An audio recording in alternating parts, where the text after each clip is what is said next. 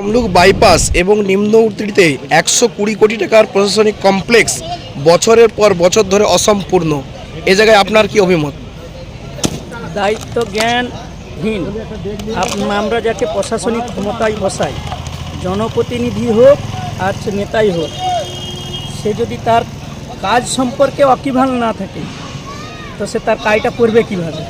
অতএব আমরা যাদেরকে জনপ্রতিনিধি করে পাঠাচ্ছি তিনারা তো তাদের দায়িত্ব সম্পর্কে জানে না, কাজটা কীভাবে করবে। গত 6 বছর ধরে কোনো দিশা মিটিং না হওয়ায় কোটি কোটি টাকা তহবিলে অব্যবহৃত অবস্থায় পড়ে রয়েছে। ওই হিন্দু মুসলিমের খেলা খেলুক, উন্নয়ন চলবে।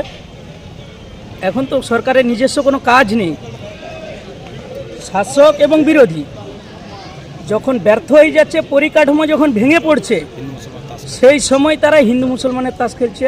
আর এটাই নিয়েই আমরা এগিয়ে যাই, শুধু ধর্মের স্লোগান। তমলুক পৌরসভার ড্রেনেজ এবং রাস্তা তৈরিতে কাউন্সিলর চঞ্চল খাঁড়ার বিরুদ্ধে কাটমানি চাওয়ার অভিযোগ রয়েছে, যার ফলে কিন্তু কাজ আটকে রয়েছে। ওই একই কথাই বলবো যে আমরা বললে হয়তো একটু বেশি হবে, দলের লোক এখন মুখ খুলছে। আমরা যদি সোশ্যাল মিডিয়া খুললে দেখতে পাই তৃণমূলের প্রাক্তন সভাপতি কে রানিং সভাপতি, আমরা তো নিজেরাই বুঝে উঠতে পারি না যে ওদের সভাপতি রাতে পোস্টিং পায় আবার সকালবেলা ক্যান্সেল হয়। তো সেই রকম প্রতিনিধিদের মুখের কথা এবং তাদের প্রতিবাদই যথেষ্ট। অতএব আমরা এই বিষয়ে পার্সোনাল ব্যাপারে মুখ না খোলাই ভালো। তমলুক বিধানসভাতে বিধায়কের দায়িত্বহীনতাতে আমরা দেখতে পাচ্ছি যে একাধিক দুর্নীতির অভিযোগ তার বিরুদ্ধে রয়েছে। সে জায়গায় আপনি কি বলতে চান? দুর্নীতি তো শুধু তমলুক বিধানসভা নয়, অন্যান্য যত বিধানসভা আছে সমস্ত বিধানসভায় দুর্নীতি আছে। দুর্নীতির ভয়ে মুখ্যমন্ত্রী তার হাতে পৌরসভার যে বোর্ড, আজকের পশ্চিমবাংলায় যে অপ্রয়োজনীয়ভাবে যে পৌরসভাগুলো এখনও ভোট করাচ্ছেন ভয়ে, ভোট করালেই ডুবে যাবে। কথা হচ্ছে চুরি বাটপারি করা এ দলের এটা একটা ট্র্যাডিশন হয়ে দাঁড়িয়েছে। সুতরাং এই বিষয়ে আমাদের থেকে বলা, এদের নিজের দলের পার্থ ভৌমিক সে নিজেই মুখ খুলছে, পার্থ মাইতি। অর্থাৎ এটা ওদের মুখ থেকেই শোনাটা উত্তম। আমরা জানি যে বিধায়ক সৌমেন মহাপাত্র পাঁশকুড়ার বাসভবনে 14 বছর বয়সী পরিচারিকা মিঠু বেরার রহস্যজনকভাবে মৃত্যু হয়। পরিবারের অভিযোগ নির্যাতন ও যৌন হেনস্থা। তো সেই মিঠু বেরা হত্যাকাণ্ড সম্পর্কে আপনি কি বলতে চান? এরা তো যদি পরিবার যে তদন্ত নিষ্ঠার সঙ্গে যে তদন্ত দাবি করেছে, তদন্ত হবে না। কারণ পুলিশ প্রশাসন এরা, এই বিধায়করা, এদের এমপি এমএলএ, এদের মন্ত্রীরা, এদের নেতা কর্মীরা সব কিনে রেখেছে, পকেটের মধ্যে রেখেছে। আপনি যতই চাও না কেন, ওর পরিবার যতই চান না কেন যে নির্দিষ্ট তদন্ত হোক, তদন্ত হবে না। এর বিরুদ্ধে সোচ্চার মানুষকে হতে হবে। আগামী 26-এ এর প্রভাব মানুষই ভোট ব্যাংকে দেবে, এটা আমি মনে করি। বেআইনি বালি খনন চলছে, এ সম্পর্কে আপনার কি মতবাদ?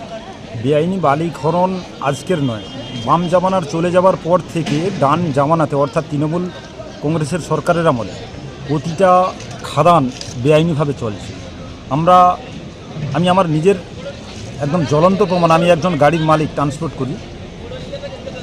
কালী ঠাকুরের নামের রসিদ, দুর্গা ঠাকুরের নামের রিসিভ কপি, এইভাবে ছোট্ট করে কুপন বানিয়ে এরা রাতের অন্ধকারে লক্ষ লক্ষ কোটি কোটি টাকা পাচার হচ্ছে। আর সরকারের নাকের ডোকা থেকে যাচ্ছে, পুলিশ প্রশাসনের একটা শ্রেণীর কাটমানি ভালো অঙ্কের আছে, আর এই টাকা যাচ্ছে কিন্তু সেই ঘুরে ফিরে সেই ভাইপোর হাতে। সুতরাং এ জীবনে বন্ধ হবে না এই সরকার না যাওয়া পর্যন্ত। রূপনারায়ণের কিছুদিন আগে আমরা দেখতে পেলাম যে একাধিক জায়গায় ফাটল ধরেছে এবং বন্যা পরিস্থিতি তৈরি হয়েছিল। এর মূল কারণ কি?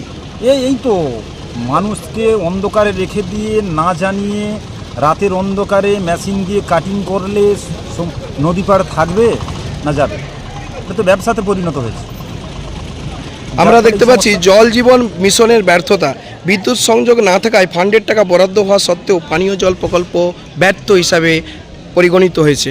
সেই জায়গায় আপনি কি বলছেন? কাজ করছে না, এরা কাজ করছে না। ভোট এলে একটা ধোঁয়া তুলে, আওয়াজ তুলে।